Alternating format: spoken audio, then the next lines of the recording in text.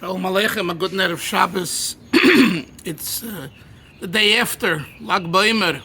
So I'll speak a little bit about memories of Lag Bomer by the Rebbe.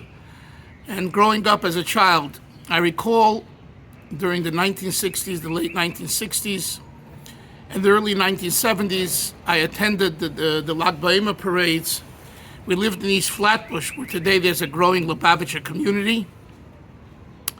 And we went to, our parents took us to Rabbi Hecht's shul, and from there was a bus that took us to the Lag Bomer parade. I vividly remember standing next to Shimon and Levi Hecht, and I think Gershon Sable, and we all went together. They lived there, and we lived in East Flatbush, and that was a wonderful time when we got to the parade. The majestic, royal feeling when the Rebbe came out from the door of 770, walking on the red carpet towards the podium, was heavenly.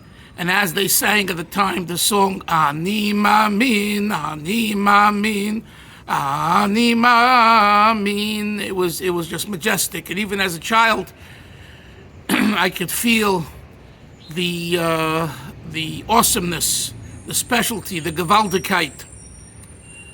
As I grew older, I understood more of the Lag Bomer parade, and again, there were many, many children from the release time programs that came, and it was only on Sundays in those days,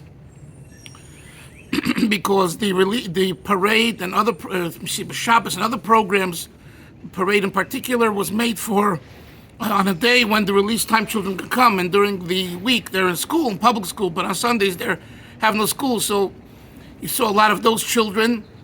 You saw children from other yeshivas, from Achiezer Yeshiva and Crown Heights Yeshiva, with their signs and the placards. In other words, it felt like it wasn't just for Lubavitchers. Yesterday, when I took a look at the Baruch Hashem, the beautiful marching and the bands of the children, it was mostly Lubavitchers, which is fine, which is good. But I think we need to know historically the development, the evolution of the parade from the beginning till today. I also recall a vivid memory in 1980. I was already 21 or so, and all of a sudden the Rebbe broke out in speaking Russian at the podium. And no one could believe it. And he went on for like 15, 20 minutes or so, speaking Russian. And one word I remember hearing, Konstitution. And I asked someone who speaks Russian, who said the Rebbe was saying that according to the Russian Constitution, it's legal to teach Judaism, Torah, religion to students, to children, to people. And how could the government still not concede to this? And that, in fact, they're violating their own constitution. It was at that time, I think it was 1980, that I saw through the window from far away. I saw the Rebbetzin. I never saw her before. I can't say I saw her clearly, but I saw a lady standing at the window and watching, I think from the library building, looking down, or from upstairs in the Rashag's apartment, I don't recall. And they said that was the Rebbetzin Chaya Mushka. Another thing that I remember is how the Rebbe would go to the Oyel that day on Lag Bomer, and he would make a detour to the park on Kingston Avenue all the way down by the high school, Kingston and Winthrop, I think. It was a large high school with a big park, and we rented it, and they gave out sandwiches, and there were clowns and talks, and the Rebbe would come in with the Rabbi Krinsky would drive him in. On his way to the oil, he would stop and he would look around, and at times he might have given something to the organizers, maybe tzedakah to give out to the children, I forget now. And finally, I remember when he would come back from the oil, it was already very late at night, it was dark, and there was a Fabrengen. In the 70s, the Fabrengen started regularly on Lag Bomer. And I recall that he said, I think it was Tafshin Lamadal in 1974, he said, and he spoke about the difference between Torah and Tefillah, that Rashbi and Chayni HaMagal has explained the Chassidus, that there are various ways of bringing rain into the world, bringing goodness into the world. One is through prayer, one is through the study of Torah. The advantage of Torah over prayer is discussed in the Memorim of Lag Bomer. All of this leads me to the following.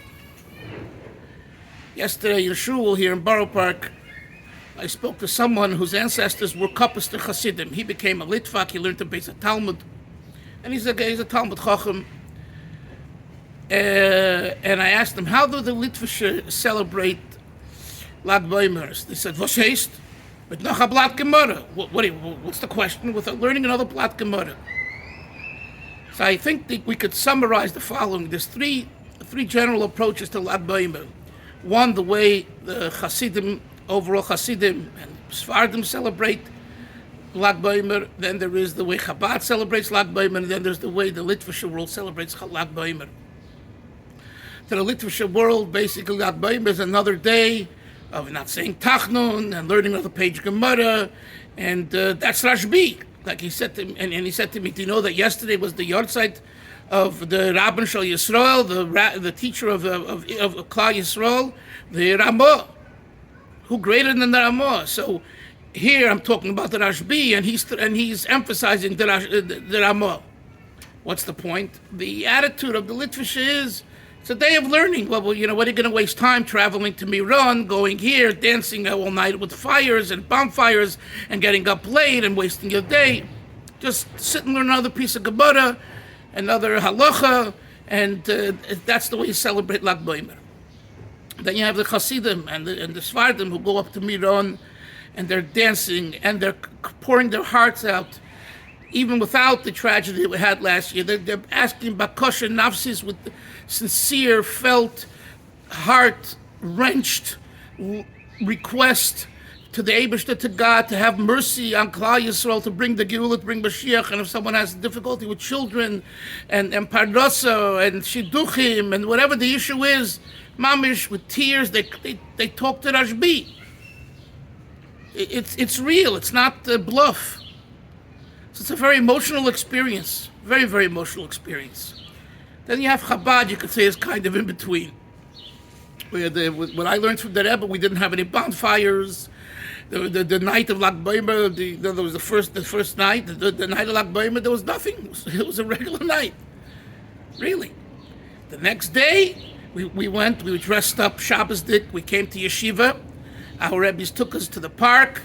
And again, on Sundays there was the parade, but during the week, usually was on during the week. We would dress Shabbosdik. We had a special lunch, and it was a very Yom Tov-like feeling. And then there was the Fabrein with the Rebbe. So in other words, in Chabad, the Lag Bomer is the celebration, as we say, it's the Matan Torah of Pnimius HaTorah. Right? There's the Rosh Hashanah. It's the Rosh Hashanah of Pnimius HaTorah. Not the Matan Torah. It's the Rosh Hashanah of Pnimius HaTorah. Rosh Hashanah for Rosh Hashanah. And then you have Matan Torah, and then you have Pnimius HaTorah, the inner esoteric teachings of Torah, which today is Chassidus, is on Lag Bomer. So the emphasis in Chabad is the idea of learning Chassidus. And we can't get away from it. You can dance, and you should dance all night and all day, and make bonfires and make parades. It's all important. Chas v'sholom, to belittle any of it.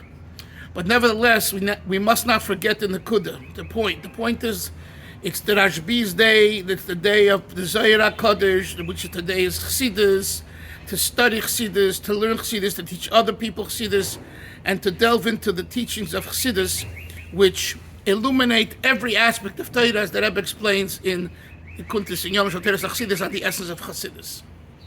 And I think that's what we need to focus on. Whether you're a Litvish, whether you're a Sephardic, whether you're a Hasidic, whether you're a Chabadic, the world was given Pnimius HaTorah. And now it's a matter of studying Pnimius HaTorah. Rabbi Hutner told the Rebbe, I'm not just a friend of Pnimius HaTorah, I'm part of Pnimius HaTorah. In other words, I'm part of Chassidus. The study of Chassidus is part of me. Now, I know you're probably wondering, how does that correspond to Rabbi Hutner and Chaim Berlin being a Litvish yeshiva and all that? You'll read my book on Rabbi Hutner and the Rebbe, and you'll have your answers if you accept them. If not, you'll argue with me, which is fine. But the point is that Pnimius HaTorah is nachlas haklal. Chassidus is nachlas haklal. It's for everyone. You don't need to have this beard to learn Chassidus. Versteht sich, it's understood. If you learn Chassidus properly and you dedicate yourself to Chassidus, you're going to have a full beard. And that's the ultimate. But it comes through the study of Chassidus. So as we still are in the impact from Lag BaOmer, today is Yutes Omer, the day Yutes the day after, we remind ourselves of this importance once again as we count down the last few weeks before the Yom HaGadol, the great day of the giving of the Torah, Matan Torah to Klal Yisrael. We go in with the Hachana, with the preparation of learning Chassidus, and specifically everyone, including the Litvish world, should not only learn Nigla but also learn Chassidus. And the Rebbe always cited the Pnimius HaTorah and Mishlei, and which the great Goy and Chassid called by, I think, the Alter Rebbe, or not that he was a Chassid, but he was the pious one, the Goin, the Vilna Gaon, Migodl Mimenu, who's greater than the Goin, right? So the Goin says that someone who doesn't learn Pnimius HaTorah cannot paskin, is not shayach, he can't give a ruling, a halachic ruling, as they state in the Pirush HaMishlei of the Gra. And the Rebbe cited it, and it's in Hebrew and in English already. And there are other places in the Pirush HaGra where he makes similar comments, but this comment stands out. So in other words, you have to learn Pnimius HaTorah. So the argument is, let's learn Zohar. Learn Zohar. Kisvei Arizal, learn Kisvei Arizal. But Pnimius HaTorah you have to learn every day. You have to kochzich, you have to be immersed in Pnimius HaTorah with a passion. And the Eibush should help that from all this talking, that something should come from it, that we should enjoy the after effects of Lag BaOmer in a way that we're still within the 3 days, Thursday, Friday, Shabbos, that we still celebrate the Yom HaGadol of Hilula de Rashbi. It's called the Hilula celebration. Although he passed away on Lag BaOmer, we celebrate the day. And then the Rashbi said, whoever celebrates with my simcha will be celebrated from on high.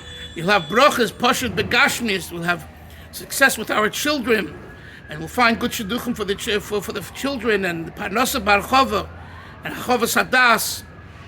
And the main thing is we'll see Mashiach Tzidkenu, because Mashiach Tzidkenu will teach us the Pnimius HaTorah begoli in a revealed way. So we'll be zeichet to that, and everyone should have a good Shabbos, and Tzveimol, and Draimol, Nor, Psuras, Tevis, L'chaim, L'chaim.